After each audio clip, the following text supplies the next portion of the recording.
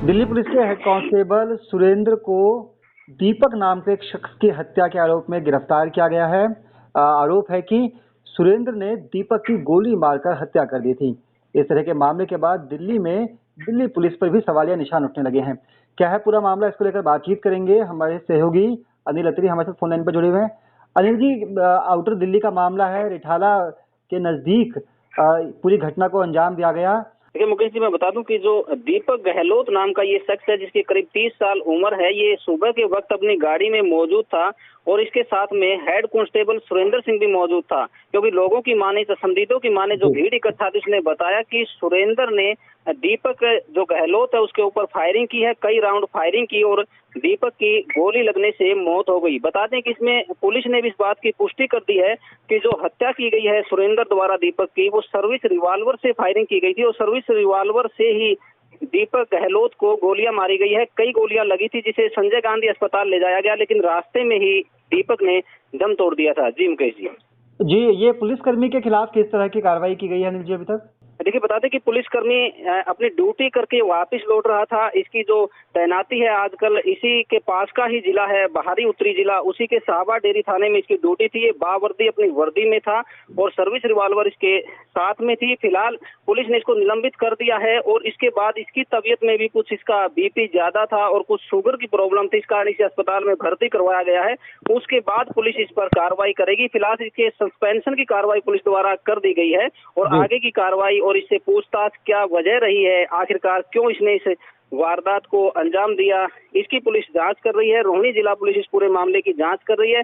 बुध विहार थाना के अंतर्गत रिठाला के पास में ये घटना घटी है। इसमें क्या वजह है, इस पर पुलिस को गहन तफ्तीश की जरूरत है, क्योंकि सूत्रों की माने तो जो आरोपी सुरेंद्र है और दीपक है, दोनों आपस में पहले से एक दूसरे को जानते थे। क्योंकि बवाना थाने के अंदर जो दीपक गहलोत है उसका अपनी वाइफ से डाइवोर्स का केस भी चल रहा है। कहीं न कहीं उससे भी जुड़े तार हो सकते हैं, क्योंकि पहले बता दें कि सुरेंद्र सिंह की जो तैनाती थी वो बवाना थाने के अंतर्गत ही थी और संभावना जताई जा रही है कि उसी दौरान ये दोनों दोस्त हुए थे, मित्र भी हुए थे, इनकी आपस में पहचान भी हुई थी।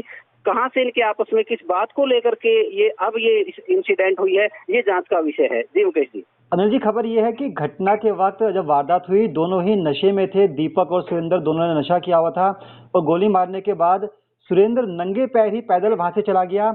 उसकी वर्दी पर खून के निशान भी थे, उसको बिल्कुल भी होश नहीं था।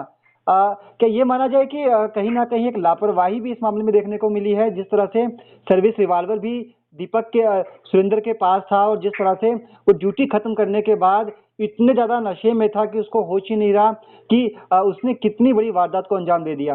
देखिए कहीं न कहीं दिल्ली पुलिस पर सवाल या निशान जरूर खड़ा होता है और यदि बात नशे की जाए तो दिल्ली पुलिस का भी यही कहना है कि दोनों उस वक्त नशे में थे।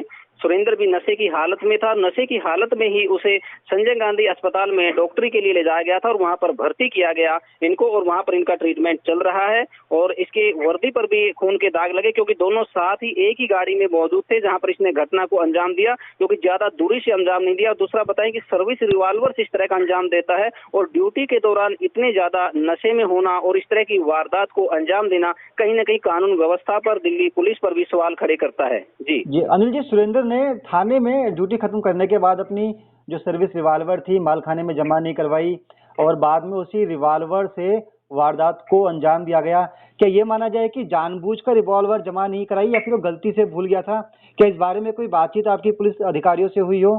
देखिए कहीं न कहीं इसको गलती नहीं मान सकते, क्योंकि वो बावर्दी है और जिला भी चेंज हो चुका था। दूसरे जिले में, दूसरे एरिया में वो जा चुका था और वहां पर भी वो ड्यूटी खत्म करने के बाद उस डिस्ट्रिक्ट से भी बाहर गया हुआ है, बावजूद उसके वो सर्विस रिवॉल्वर साथ में लिया हुआ है। कहीं न कहीं सवालिया निशान खड़े करता है, या तो उन्होंने इस इंसिडेंट को अंजाम देने के लिए रिवॉल्वर साथ रखी है या लापरवाही से उसने साथ में रखी है और बाद में इस घटना को उसने अंजाम दे दिया। ये जांच का विषय है। पुलिस का कहना है कि इस मामले में वो जांच कर रहे हैं और आरोपी पुलिसकर्मी से, हेड कांस्टेबल से, सुरेंद्र सिंह से पूछताछ कर रहे हैं।